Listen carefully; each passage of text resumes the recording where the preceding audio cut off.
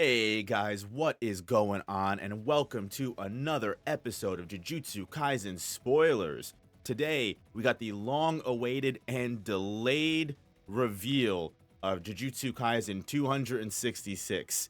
It is a pretty incredible chapter, and some things happen that people have been waiting for a long period of time. So, without wasting any more of the valuable seconds you have in your everyday life, let's just get right into it. Hit that like button, subscribe, and let's begin the, recap and get right into it, guys. So the chapter begins immediately with Yuji actually discussing and having a conversation with Megumi's soul, which is the furthest we've ever gotten in trying to reach Megumi. Before, Megumi wouldn't even talk to us. Now he's at least going on a monologue about how much he wanted to make a good world for Sumiki and just honestly live his life with her. She was honestly one of the major reasons that he felt alive and that he wanted to, maintain, as he says, a fragile life. And now that she's not there, there's really no reason for him to still be here.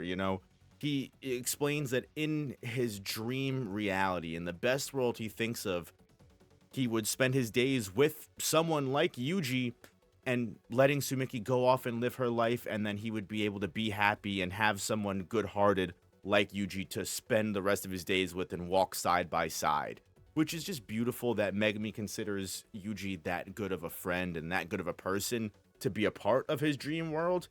But in this moment, for once, instead of trying to save Megumi and push that philosophy down his throat and say, you have to come back, Yuji says, you know what, Megumi? You're right.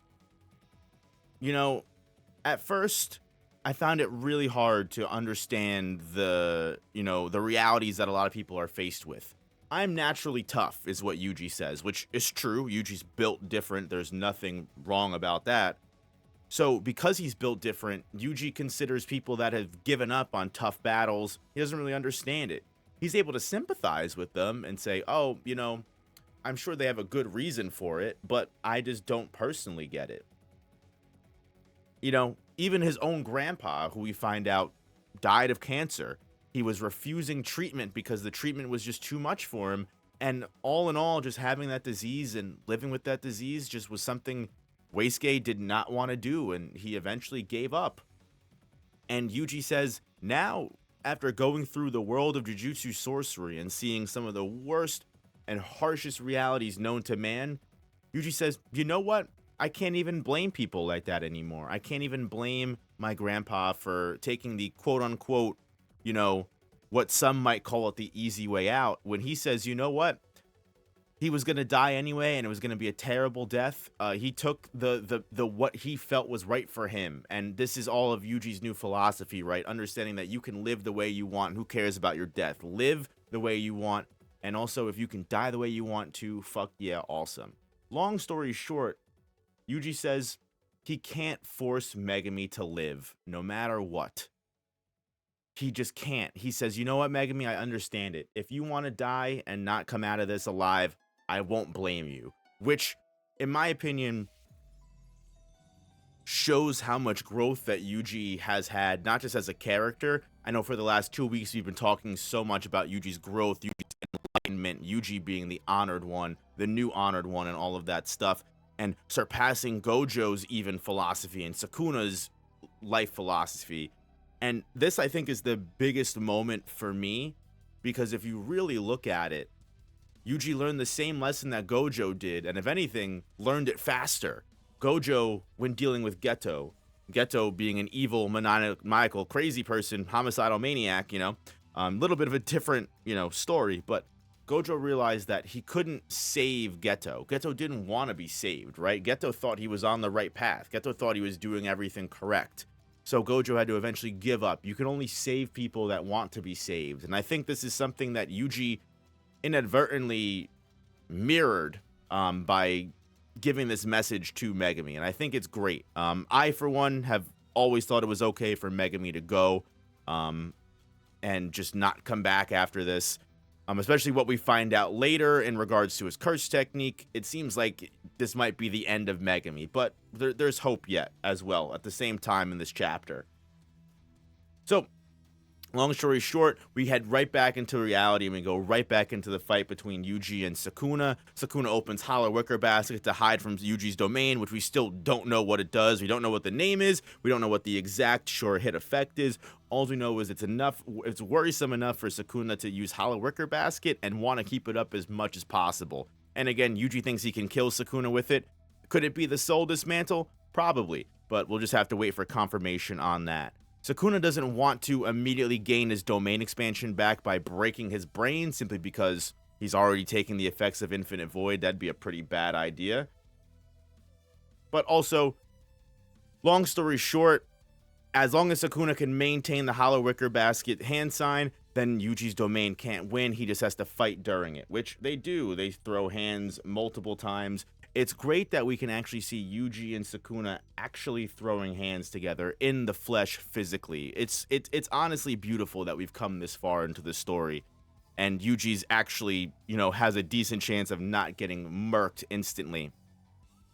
Sukuna's still mad about 265. He's mad that someone has actually looked down upon him. He's never felt this before.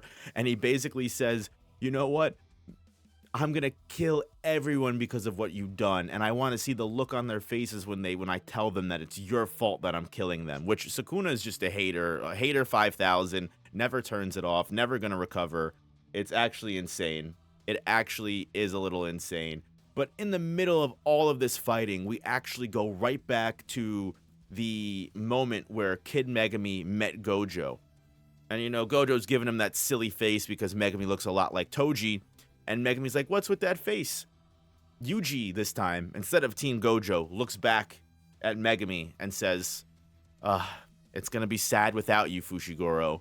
Which, again, I've noticed a lot of people have had multiple different interpretations of. I've noticed so many people think this means that Yuji's kind of trying to give him, the sauce he needs to wake up. Because especially right after this, we actually do see the shadows try to pull Sukuna in and help Yuji in the fight during the domain. So at the same time as Megumi is potentially coming back to help Sukuna, to help Yuji in this fight.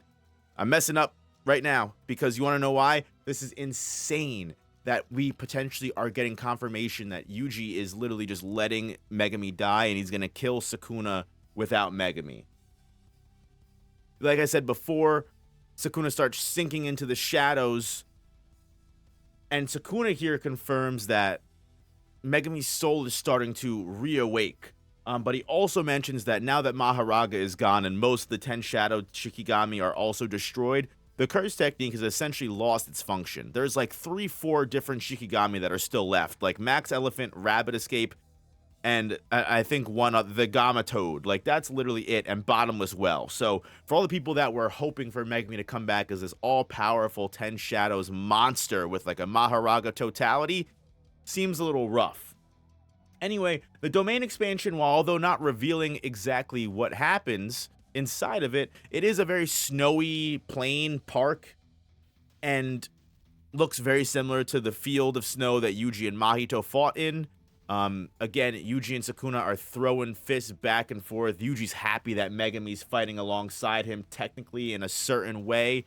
They're throwing punches at each other, and Yuji's hitting Sukuna so hard that Hollow Wicker Basket is about to break. Actually about to fucking lose Sukuna the whole battle. In which case, he has no choice. Sukuna throws off a bunch of dismantle attacks, breaks Yuji's gauntlets, which are confirmed to be a curse tool. They're not claws. There's not a development that Yuji did with blood manipulation or anything like everyone theorized. Occam's razor, it literally was just the simplest answer, which was Yuji was wearing a curse tool this entire time. He was wearing gauntlets. How did Sukuna's curse technique come back so fast, you ask? Well, Sukuna pulled a Hail Mary. Even though he didn't want to do it, he broke his brain and reset his curse technique so that way he could instantly go back into domain expansion, which Sukuna indeed tries to cast domain expansion, but in a moment, he senses something. Whether that be Yuji opening his domain faster, we're already inside of Yuji's domain, so I'm not sure if this is just a mistranslation or, you know, them going for another clash. But it's possible that Sukuna feels his finger somewhere in a mysterious location that we have yet to see. We don't know exactly what's going on, but we know that the battle is reaching its climax next week, which is insane. We're finally getting the end of the Shinjuku Showdown arc. The end of the Shinjuku Showdown arc. Whatever happens to Sukuna, it's happening next week, guys. With Sukuna's finger tied up in this mysterious place, we don't know what's happening. Is someone about to pull some ritual on Sukuna's finger to draw him back out of Megumi?